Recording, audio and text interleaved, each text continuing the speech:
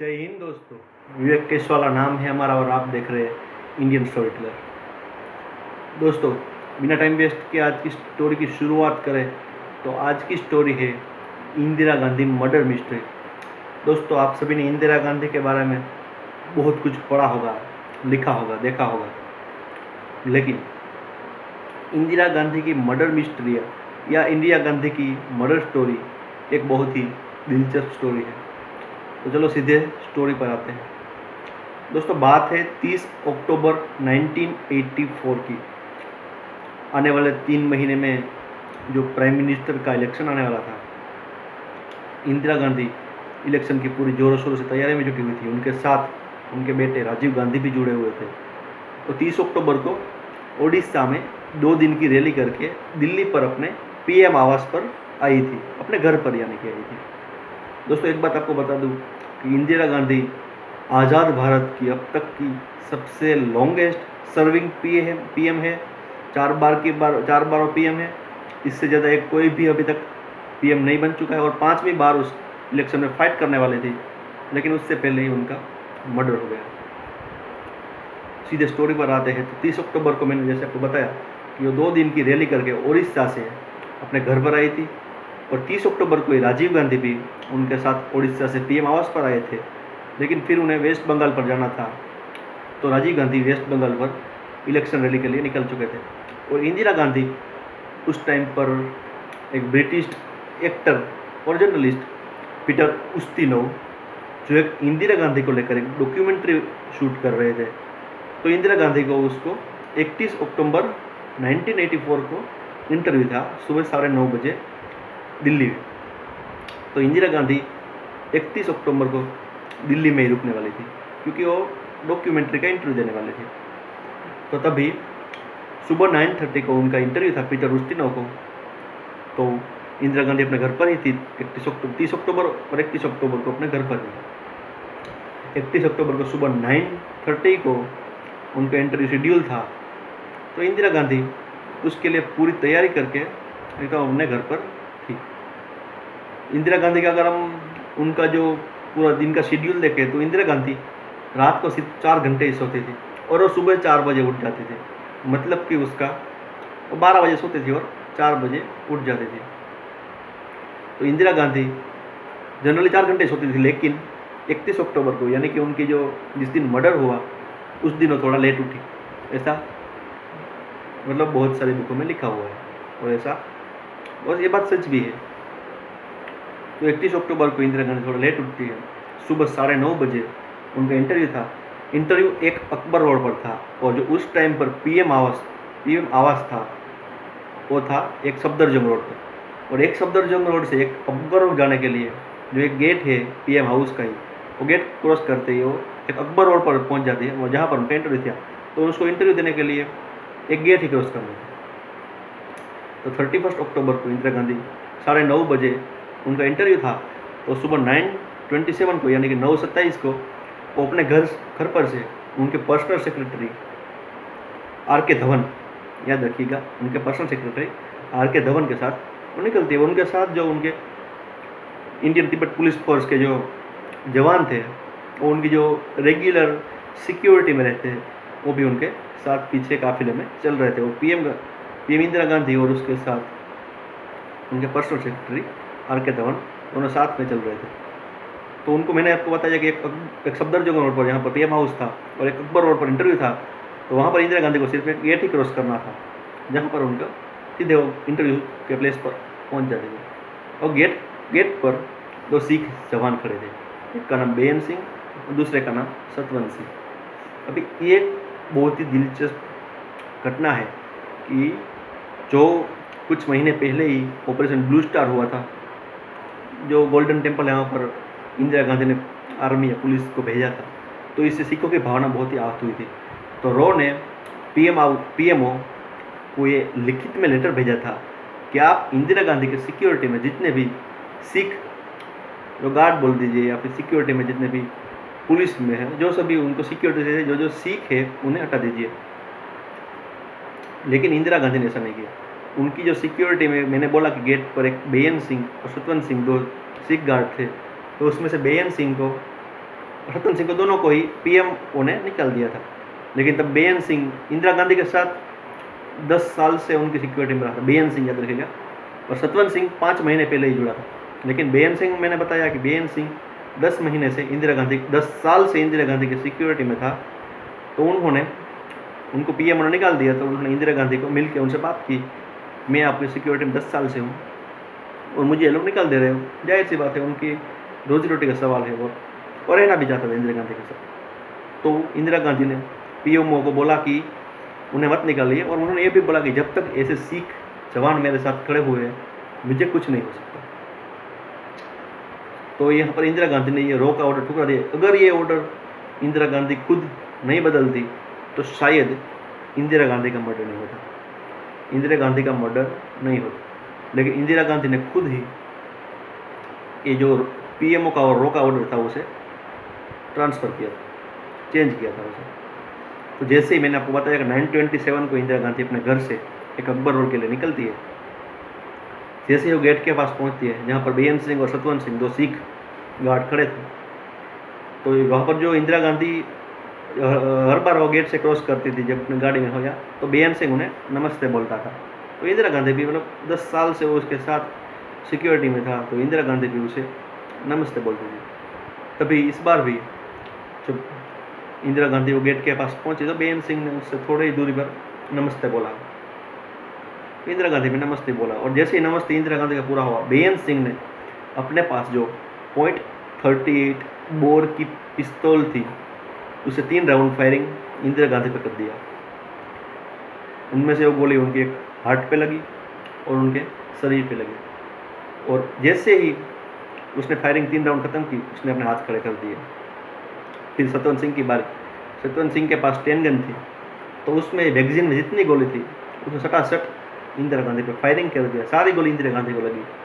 तो उस समय मैगजीन पर 27 गोली थी, तो पूरी के पूरे उसने इंदिरा गांधी पर झोंक दी, और उसने भी अपने फिर गन खाली करते अपने हाथ ऊँचे कर दिए। तो बेअंत सिंह और सतवंत सिंह दोनों ने अपने हाथ खड़े कर दिए। इंदिरा गांधी को 27 गोली 10 गन से लगी जो कि सतवंत सिंह के पास थी, और 3 गोली बेअंत सिंह के पास थी, तो 30 गोली टोटल इंदिरा गांधी को लगी, और पूरी तरह से लोही से लथपथ होकर जो घास का जो ग्राउंड था वहाँ पर गिर पड़ी।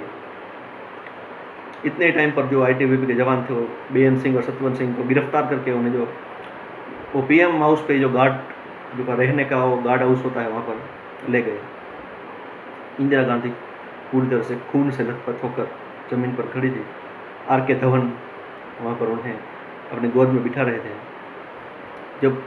जब ये सब हुआ तब सोनिया गांधी, जो कि PM हाउस पर ही उनकी बहू है इंदिरा गांधी को, PM हाउस पर रहती थी, उस समय वो बाथरूम पे थी। दरअसल जैसे ही उन्होंने गोली की आवाज़ सुनी वो दौड़ कर आई, तो वो गाउन में थी, तो मतलब वो गाउन में ही दौड़ के आ गई, और वो इंदिरा गांधी के पास जाकर वो बहुत ज़ोर ज़ोर से रोने लगी, उन्हें अपने गोद में ले लिया। ऐसा हुआ। तब राजीव गांधी और जो है वो तो वहाँ पर ही थे, तो मतलब वो घर पर नहीं थे, घर पर उनका RK धवन सेक्रेटरी और सोनिया गांधी 2 ही जन घर पे मौजूद थे। फिर वहाँ पर जो गार्ड्स और बाकी सब इकट्ठा हो गए, और फिर इन्होंने तुरंत ही एक सरकारी वाहन से इंदिरा गांधी को एम्स के लिए बहुत ही जल्दी एम्स के लिए भेज दिया। एक सफदरजंग रोड जहाँ पर PM हाउस था वहाँ से एम्स की दूरी बस 6 से 7 मिनट की थी।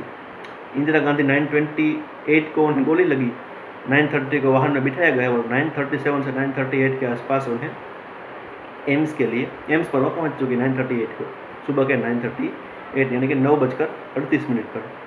एम्स के 8 में जब पहले से इस वहाँ एम्स के सभी डॉक्टर्स को इन्फॉर्म कर दिया गया था जैसे PM को गोली लगी है और उनका इलाज बहुत इमरजेंसी में करना था, तो वहाँ पर 1-2 नहीं पूरी की पूरी 12 डॉक्टरों की टीम को ऑपरेशन थिएटर में एकदम तैयार ही थे। वहाँ पर इंदिरा गांधी को सिर्फ ICU में पहुँचाना था। तो 8th फ्लोर पर ICU था, वहाँ पर इंदिरा गांधी को पहुँचाया गया। 12 डॉक्टरों की टीम जुट गई, इंदिरा गांधी के शरीर से 7 गोली निकाली, फिर भी 23 गोली उनके शरीर पर ही थी, वो नहीं निकलवाई गई। इंदिरा गांधी के बहुत सारे अंग बंद पड़ चुके थे, उन्हें लाइफ सपोर्ट सिस्टम पर रखा गया था, लेकिन एक गोली जो उनकी जो हार्ट पे लगी थी वो गोली ने बहुत पूरा का पूरा काम कर दिया। अगर वो गोली ना लगी होती तो उनके बचने के चांस थे, लेकिन वो गोली हार्ट पर लगी, इससे उनके मल्टीपल ऑर्गन फेलियर हो गया, और मतलब वो वहीं पर ही डॉक्टर तो समझ चुके थे कि ये बचना मुश्किल है। फिर भी उन्होंने 1 बजे तक, दोपहर के 1 बजे तक डॉक्टर्स ने पूरी की पूरी अपनी जान लगाकर मेहनत की। लेकिन फिर 1 बजे वो डॉक्टर सब हिम्मत हार गए और उन्होंने पर्सनल सेक्रेटरी को बोला कि मतलब कि अभी इंदिरा गांधी के नहीं बच सकती, वो अभी लाइफ सपोर्ट सिस्टम पर है, लेकिन उनका बचना नामुमकिन है, वो डेड ही है, मतलब ऑलमोस्ट डेड है। 1 बजे ये सब खबर ब्रेक हुई, डॉक्टर्स ने बोली। लेकिन आर के धवन ने ये बहुत बोला कि अगर इस समय पर ये बात देश को पता चली तो हिस्सा भड़क सकती है। तो उन्होंने राजीव गांधी और जो ज्ञानी झैल सिंह जो हमारे राष्ट्रपति थे, वो फॉरेन टूर पर थे, तो उन दोनों के आने तक का वेट करने का उन्होंने डिसीजन उस समय कर लिया। लेकिन किसी न किसी तरह से 1:45 को एक खबर किसी मीडिया एजेंसी ने ब्रेक कर दी कि इंदिरा गांधी का देहांत हो चुका है। तभी पूरे देश में सनसनी मच गई। और तभी जब 5 बजे, मैंने आपको बताया कि उस समय के राष्ट्रपति ज्ञानी झैल सिंह दिल्ली आ चुके थे उस समय शाम को 5 बजे ही, जैसे एम्स के लिए आ रहे थे तो उनकी गाड़ी पर, क्योंकि वो सिख थे तो उनकी गाड़ी पर बहुत सारा पथराव हुआ। इसी से सभी लोगों ने एक अनुमान लगा दिया था कि अभी बहुत ही बुरा होने वाला है आगे के टाइम में, मतलब हिस्सा भड़कने वाले, ये सभी को अनुमान लग ही चुका था। राजीव गांधी भी बहुत जल्दी वेस्ट बंगाल से प्राइवेट जेट में आ चुके दिल्ली पर। और 6 बजे सभी ने दूरदर्शन पर और ऑल इंडिया रेडियो पर एक खबर ब्रेक की कि इंदिरा गांधी का देहांत हो चुका है। फिर देश में सभी जगह पर हिंसा भड़की। हिंसा की बात आगे करेंगे, लेकिन इंदिरा गांधी को अगर हम उसकी जो सुबह से डॉक्टरों ने उनका इलाज किया, उसमें उन्हें टोटल 88 बोतल खून चढ़ाया गया और 7 गोली निकाली गई, लेकिन 23 गोली उनके शरीर पर रही थी जब उनका देहांत हुआ। तो इंदिरा गांधी का देहांत हो चुका था। शाम के 6 बजे खबर ब्रेक हुई। तभी से दिल्ली में बहुत ही ज़्यादा हिंसा भड़की, सिखों को मारा गया। सभी ने मिलकर सिखों को बहुत ज़्यादा अत्याचार किया, उन्हें घरों पर अत्याचार हुआ, सिखों को मारा गया। और सरकारी आंकड़े के मुताबिक 2700 सिखों को 2700 सिखों को मारा गया। और अगर ये तो सब बोल रहे हैं कि इसमें आंकड़ा छुपाया गया, अगर गैर सरकारी आंकड़े की बात करें तो टोटल 5000 सिखों को मारा गया उस समय। अभी हम जिन्होंने इंदिरा गांधी का मर्डर किया, वो बेन सिंह और सतवंत सिंह की बात करें तो उनमें से उन्हें जब गार्ड हाउस में ले जाया गया तो बेन सिंह ने वहाँ पर एक आईटीबीपी के जवान की जो पिस्टल छीनने की कोशिश की और उनकी जवाबी फायरिंग में आईटीबीपी ने उन पर फायर कर दिया और बेन सिंह वहाँ पर घायल हो गए और फिर आगे जाकर अस्पताल में उसका निधन हो गया। और सतवंत सिंह उन्होंने भी चाकू खींचने की कोशिश की, लेकिन उन पर भी जवाबी फायरिंग किया गया, लेकिन वो बच गए वहाँ पर। तो फिर सतवंत सिंह को अस्पताल से गोली लगी थी आईटीबीपी जवान की, तो फिर उसे इलाज करके उसे तिहाड़ जेल में ले जाया गया। और उसके बाद फिर एक और सिख या फिर एक वो गार्ड बोल सकते हो, केहर सिंह सिख था, उसका भी आगे जाके पता चला कि वो भी एक इसमें इन्वॉल्व था, तो उन्हें भी फिर तिहाड़ जेल में शिफ्ट कर दिया गया। और 6 जनवरी 1989 को सतवंत सिंह और केहर सिंह दोनों को फांसी की सज़ा दी गई। और ये मतलब एक केस यहाँ पर ऑफिशियली एंड हुआ। लेकिन जो दिल्ली में घटना घटी, एक अमानवीय घटना घटी, निर्दोष 5000 सिख घरों को उजाड़ा गया, 5000 सिखों का कत्लेआम हुआ, ये एक बहुत ही दर्दनाक घटना थी। इस समय पर पूरे देश में शोक का माहौल था।